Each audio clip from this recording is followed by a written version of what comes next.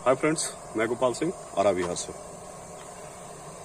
चूँकि मेरा कल्चर अब स्टार्ट हो गया है तो मैं सोचा कि आप सबों को अब कुछ जानकारी शेयर करता रहूं। तो कुछ भी जानकारी देने से पहले मैं सबसे पहले उन लोगों का जो मेरे चैनल को देखते हैं, जो मेरे वीडियो को देखते हैं, लाइक करते हैं, सब्सक्राइब करते हैं, उनके लिए खास मैसेज ये है और सबके लिए ये मैसेज है कि मैं बहुत सारे फ़ोन कॉल्स आते हैं मेरे पास। मैं सबका कॉल उठाने की कोशिश करता हूं, लेकिन कहीं बिजी होने के दौरान कुछ फ़ोन कॉल्स ऐसे भी होते हैं जो छूट जाते हैं, मैं रिसीव नहीं कर पाता। उनके लिए मैसेज ये है कि मेरा व्हाट्सएप नंबर वीडियो में दिया हुआ है। आपको अगर मुझसे कोई भी सवाल करनी है, कुछ भी सलाह लेनी है, तो आप एक मैसेज मेरे व्हाट्सएप नंबर पे छोड़ दीजिए। मैं जैसे ही फुर्सत में होऊंगा मैं आपके पास कॉल जरूर करूंगा। आज नहीं करूंगा, कल करूंगा, कल नहीं करूंगा, परसों करूंगा। कॉल निश्चित करूंगा और आपके सवालों का और आपके मन में जो भी ये है उसको दूर करने की कोशिश करूंगा। तो सबसे पहले मैं कल्चर स्टार्ट हो गया है तो मैं अपना कल्चर दिखाता हूँ। चूँकि अभी सीड स्टॉकिंग का था, सीड स्टॉक किया हूँ, तो अभी ये जो है कल्चर एक टैंक में स्टार्ट हुआ है।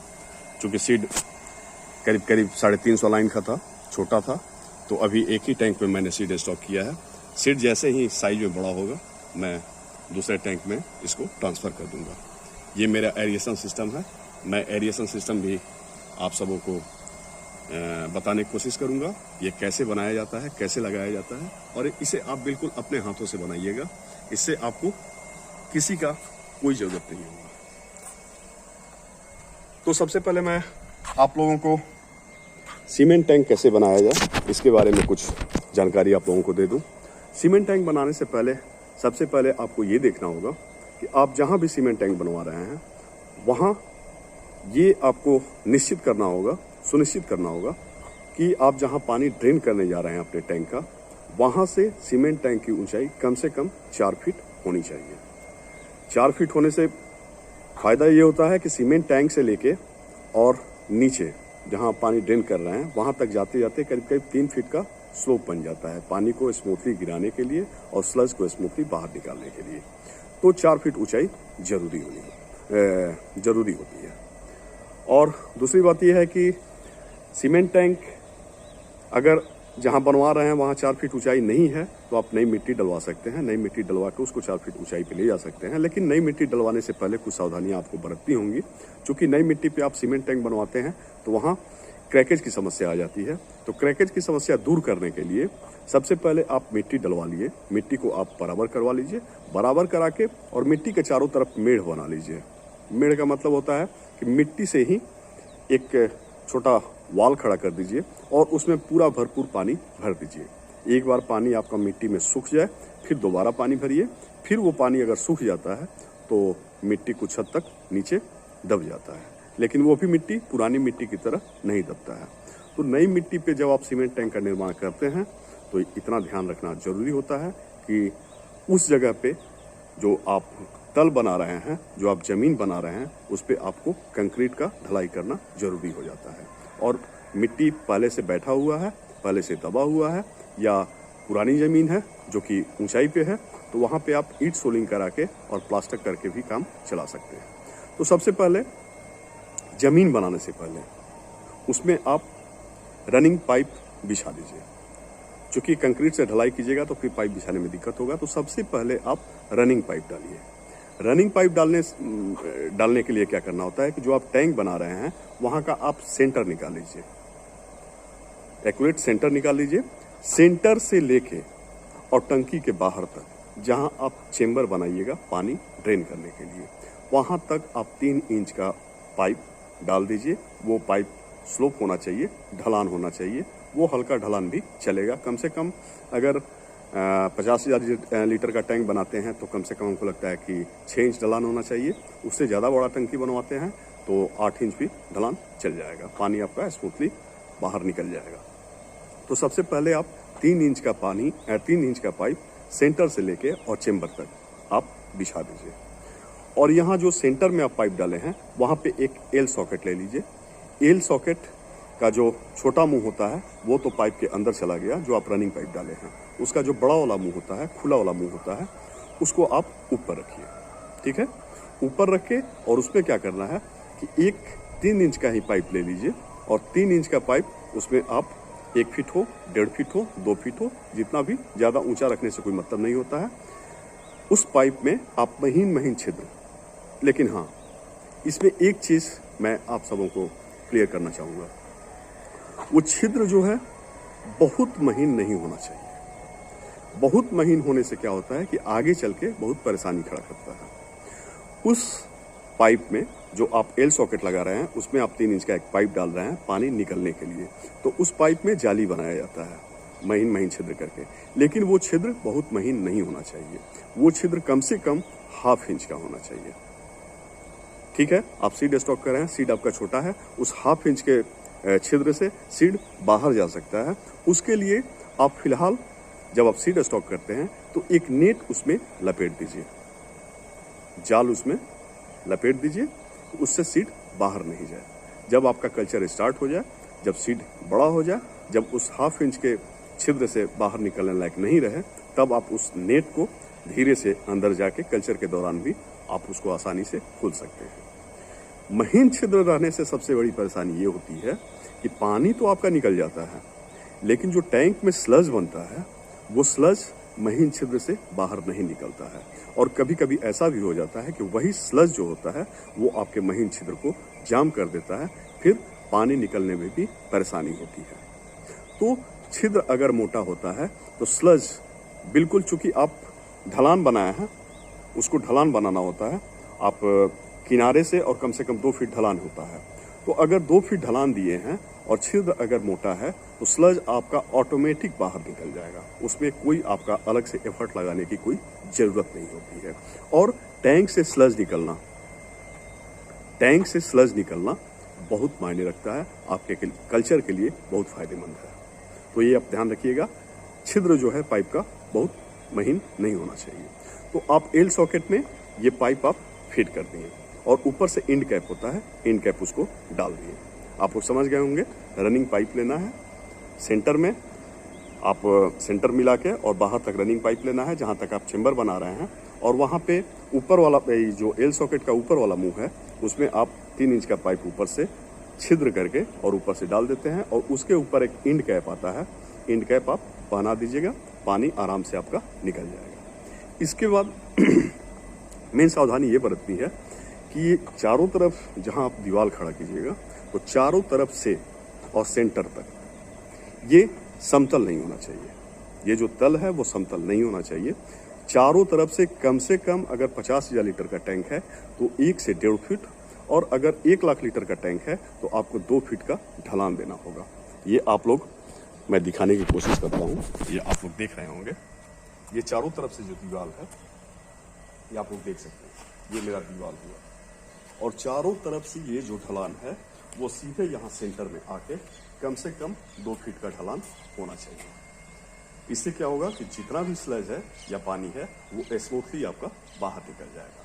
तो पहले आप तल जो है, जमीन जो है उसको आप इस तरह बना लीजिए कि ये ढलान जो है बन जाए, क्योंकि ढलान बहुत जरूरी होता है।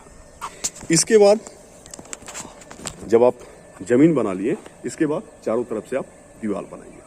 दीवार जनरली लोग कहते हैं कि 5 इंच का भी हो सकता है, 10 इंच का भी हो सकता है, लेकिन मैं सलाह ये दूंगा कि आप 5 इंच पे नहीं जाइए। अगर थोड़ी सी आप ईंट बचा लेते हैं तो बहुत ज़्यादा कोई बचत नहीं हो जाता है, चूँकि 5 इंच का जो वाल होता है उसमें क्रैकेज की समस्या आ जाती है, तो इसलिए वाल आप 10 इंच दीजिए।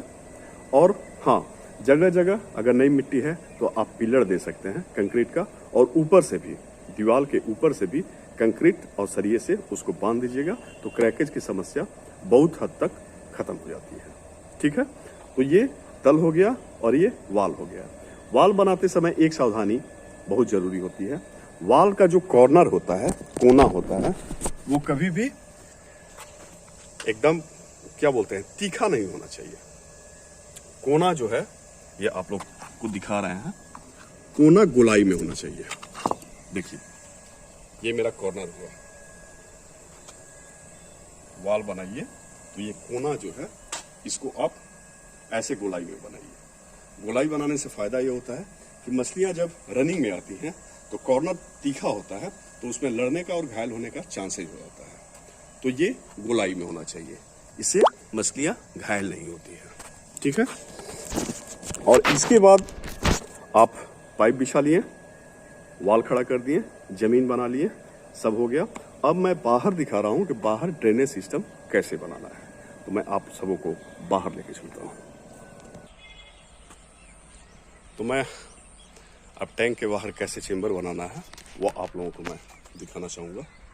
देखिए, ये रहा चेंबर, जो आप अंदर से पाइप लेके आ रहे हैं वो यहाँ चेंबर में आएगा। बाहर एक चेंबर बनवा लीजिए जहाँ की पानी ड्रेन करेगा।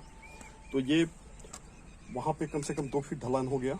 2 फीट से आप बाहर पाइप, रनिंग पाइप लेके आ रहे हैं तो 6 इंच करीब ये ढलान हो गया। तो ये हो गया करीब 2.5 फीट। यहाँ चेंबर में करना क्या है कि वहाँ से जो आप पाइप 3 इंच का बाहर लेके आ रहे हैं, यहाँ लास्ट में जो आप वाल खड़ा कर रहे हैं उससे कम 1.5 इंच से 2 इंच बाहर निकाल के और उसको काट लीजिए।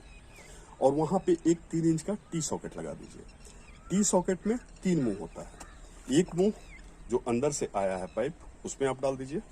एक मुंह में ये आप लोग देख सकते हैं, ये वाल है जिसे पानी आप खोल या बंद कर सकते हैं।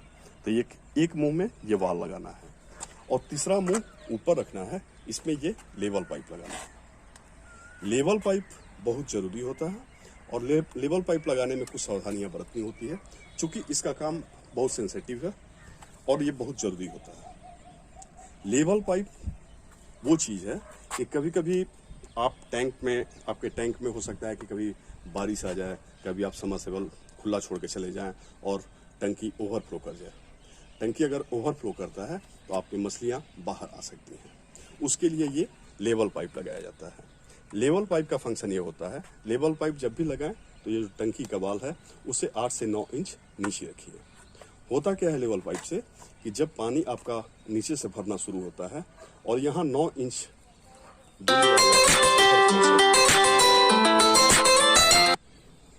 तो वहाँ से आपका टंकी ओवरफ्लो नहीं करते हुए ये जो है क्या बोलते हैं, लेवल पाइप है, इससे पानी आपका बाहर निकलने लगता है। जो भी एक्स्ट्रा पानी होगा 9 इंच के बाद वो इस पाइप से बाहर आने लगेगा। तो क्या होगा, ये जो टैंक है वो कभी ओवरफ्लो नहीं करता है।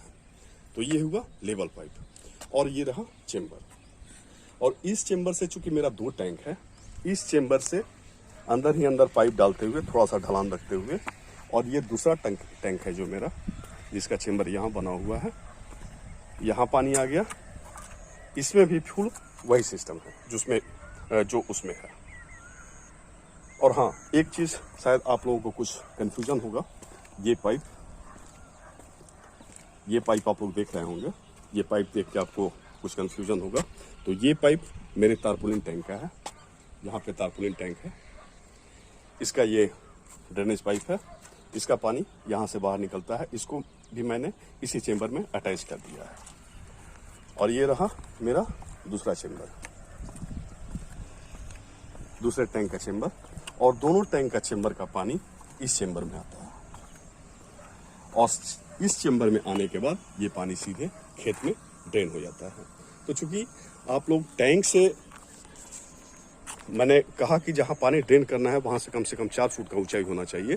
तो ऊंचाई इसलिए होना चाहिए कि टैंक में आप जो तल है उसको 2 फीट ढलान रखे हैं। इसके बाद वहाँ से चेंबर में आता है तो कम से कम 6 इंच, 2.5 इंच हो गया है। और यहाँ से दूसरा चेंबर, दूसरा से तीसरा चेंबर, और तीसरा चेंबर से खेत में जहाँ पानी ड्रेन कर रहा है, कम से कम ये जो स्लोप होता है ये भी करीब 1 फुट बन जाता है। तो कुल मिला के 3.5 फुट का स्लोप आपको देना होता है। इसलिए मैंने कहा कि 4 फीट ऊंचाई रखना बहुत जरूरी होता है। अब मैं चूंकि वीडियो बहुत ज़्यादा लंबा हो जाएगा, तो अब मैं ये अगले वीडियो में दिखाऊंगा कि आपको ये एरिएशन सिस्टम कैसे लगाना है। अगले वीडियो जो मैं बहुत जल्दी बनाने वाला हूं और आप लोगों को दिखाने वाला हूं। तब तक के लिए ये वीडियो आप लोग देखिएगा, अगर पसंद आए तो लाइक और सब्सक्राइब जरूर कीजिएगा। तब तक के लिए बहुत बहुत धन्यवाद।